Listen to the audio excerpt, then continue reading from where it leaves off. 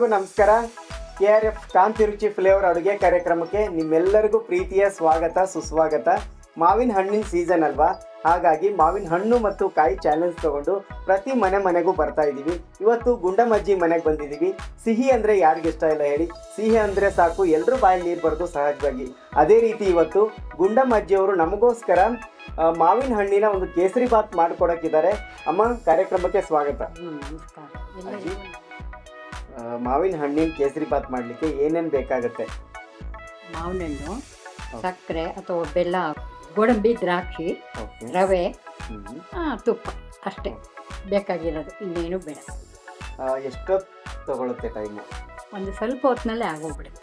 ಸ್ವಲ್ಪ ಹೊತ್ತು ಅಂದರೆ ಒಂದು 15 ನಿಮಿಷದಲ್ಲಿ ಆಗುತ್ತೆ ಅಷ್ಟೇ. ಎಲ್ಲ ರೆಡಿ ಇತ್ತು ಅಂದರೆ ಅಷ್ಟೇ ಸಾಕು, 15 ನಿಮಿಷನೇ ಸಾಕು. ಓಕೆ, ಹಾಗಿದ್ರೆ ಶುರು ಮಾಡಲ್ವಾ? ಶುರು ಮಾಡೋಣ. ಅಜ್ಜಿ, ಮೊದಲಿಗೆ ಏನು ತೊಗೊಳ್ಬೇಕು? ಮಾವಿನ ಹಣ್ಣು ತಗೋ, ತೊಳ್ಕೊಂಡು ಬಾ, ಹೆಚ್ಚಬೇಕು. ಓಕೆ, ಮಾವಿನ 4 ಮಾವಿನ ಹಣ್ಣು ಸಾಕು? ಅಷ್ಟು ತೊಗೊಂಡೋಗು, 4 ಬೇಕು. ತೊಳ್ಕೊಂಡು ಬಾ. ರವೆ ಇಷ್ಟು ತಗೋ, ಒಂದು ಸಣ್ಣ ಬೌಲ್ ಅಲ್ತ. ಓಕೆ, ಒಂದು 250 ಗ್ರಾಮ್ ರವೆ, ಚಿರೋಟಿ ರವೆ. ಸಕ್ಕರೆ ಎಷ್ಟು ಬೇಕಾಗುತ್ತೆ? ಸಕ್ಕರೆ ಒಂದು ಬೌಲಲ್ಲಿ ಮುಕ್ಕಾಲು ತಗೋ. ಮುಕ್ಕಾಲು. ಇದರಿಂದ ಅಜ್ಜಿ, ಮಾವಿನ ಹಣ್ಣು ಸಿಪ್ಪೆ ಬಿಡಿಸ್ಕೊಡ್ತೀನಿ ನಿಮಗೆ. ಬಿಡಿಸು.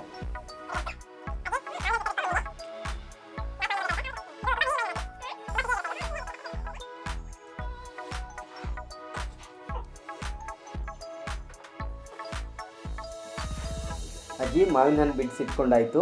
ಇವಾಗ ರವೆ ಹುರ್ಕೊಳ್ಳೋದಾ? ರವೆ ಹುರ್ಕೋಬೇಕು, ಗಮ್ ಅಂತ ಬರುತ್ತೆ, ಅದುವರೆಗೂ ಹುರ್ಕೋಬೇಕು. ಆಯಿತು.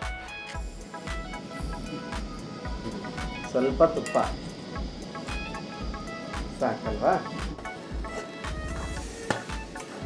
ಹುರಿತಾ ಇದೆಯಾ? ಹುರಿತಾ ಇರು, ಗಮ್ ಅಂತ ವಾಸನೆ ಬರುತ್ತೆ ರವೆ. ಆವಾಗ ಇನ್ನೂ ಬರಬೇಕು, ಗಮ್ ಅಂತ ವಾಸನೆ ಬರುತ್ತೆ, ಆವಾಗ ನೀನು ಸ್ಟಾರ್ಟ್ ಮಾಡಿ. ಆಯಿತು ಅಜ್ಜಿ. ರವೆ ಚೆನ್ನಾಗಿ ಘಮ ಘಮ ಅಂತ ವಾಸನೆ ಬರ್ತಿದೆ. ತುಪ್ಪ ಎಷ್ಟು ಹಾಕಬೇಕು? ಹಾಕು, ಸ್ವಲ್ಪ ಹೇಳ್ತೀನಿ ನಾನು.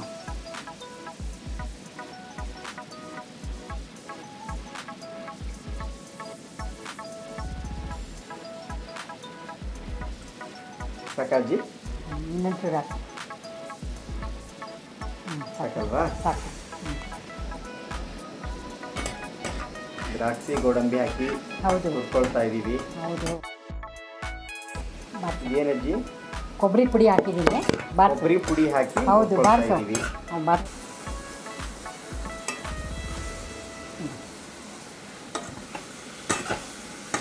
ಅದೆಲ್ಲ ಕುದಿಸಿಟ್ಕೊಂಡಿರೋ ಮಾವಿನ ಹಣ್ಣು ಕುದಿಸಿಡು.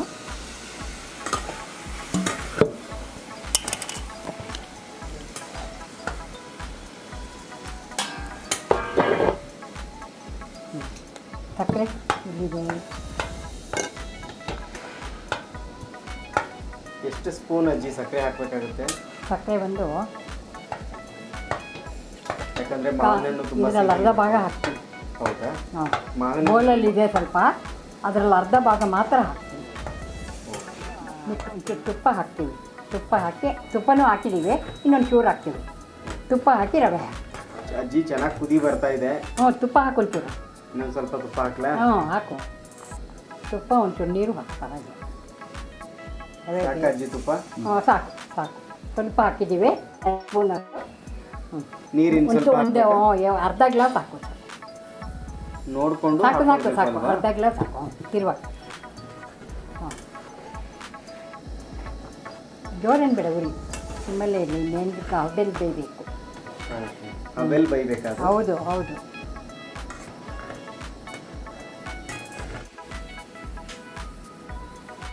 ಅಜ್ಜಿ, ಈ ಕಪ್ಪು ಫುಲ್ ಇತ್ತು, ಅರ್ಧ ಕಪ್ ಸಕ್ಕರೆ ಹಾಕಿದ್ದೀವಿ.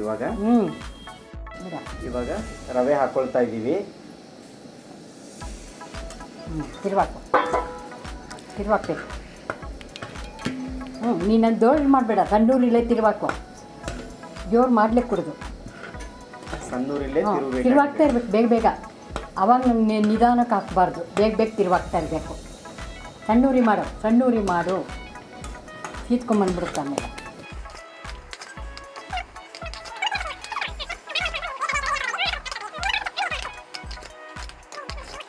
ತುಂಬ ಘಮ ಅಂತ ವಾಸನೆ ಬರುತ್ತೆ. ಆಮೇಲೆ ಬೆಂದ ತಕ್ಷಣ ಎಲ್ಲರಿಗೂ ಟೇಸ್ಟ್ ನೋಡಕ್ಕೆ ಕೊಡು. ಫೈನಲ್ ಆಗಿ ಮಾವಿನ ಹಣ್ಣಿನ ಕೇಸರಿ ಬಾತು ರೆಡಿ ಆಗ್ತಾ ಇದೆ.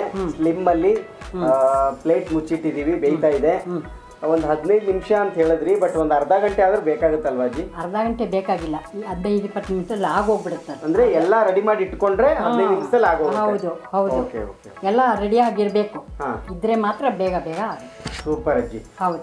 ಅವಾಗ ಕೇಸರಿ ಬಾತ್ ರೆಡಿ, ತಿನ್ನಕ್ಕೂ ರೆಡಿ. ಕೇಸರಿ ಬಾತ್ ನಾನು ಮಾಡ್ತೀನಿ ಅಂತ ಹೇಳಿ ನನ್ನ ಕೈಲಿಂದನೇ ಎಲ್ಲ ಮಾಡಿಸ್ಬಿಟ್ಟು ನೀನೇನು ಮಾಡಿದೆ? ಬಂದಲ್ಲಿ ಅದನ್ನ ಕೆದಕ್ತೀನಿ ಇದಕ್ಕೆ ಅಂತೀನಿ, ಬರೀ ನನ್ನನ್ನು ಡ್ಯಾನ್ಸ್ ಮಾಡಿಸೋದೇ ಆಗೋಯ್ತು. ಅಲ್ಲಿ ನನ್ನ ನೋಡಿ ಇವಾಗ ಉರಿತಾ ಇದೆ, ಆಫ್ ಮಾಡು. ಆಫ್ ಮಾಡು, ಆಗೋಯ್ತು, ಆಫ್ ಮಾಡು ಸಾಕು. ನೋಡಿ ಆಫ್ ಮಾಡಿದ್ವಿ. ಖಂಡಿತ ಆಫ್ ಮಾಡು. ಕೇಸರಿ ಬಾತ್ ಎಲ್ಲ ಆಗಿದೆ, ಆಫ್ ಮಾಡಿದ್ದೀನಿ. ಎಲ್ಲರೂ ಚೆನ್ನಾಗಿ ನೋಡ್ಬೇಕು ಇವಾಗ ಹಾಕ್ಕೊಂಡು, ಅದು ನನಗೆ ಹೇಳಬೇಕು, ಸಮಾಧಾನ ಆಗುತ್ತೆ ನನಗೆ. ಫೈನಲ್ ಆಗಿ ಬಿಸಿ ಬಿಸಿ ಮಾವಿನ ಹಣ್ಣಿನ ಕೇಸರಿ ಬಾತ್ ಮಾಡಿದ್ದಾರೆ ಗುಂಡಮ್ಮಜ್ಜಿಯವರು. ಹೇಗಿದೆ ಅಂತ ಟೇಸ್ಟ್ ಮಾಡೋಣ. ಟೇಸ್ಟ್ ಮಾಡಿ ಹೇಳಿ.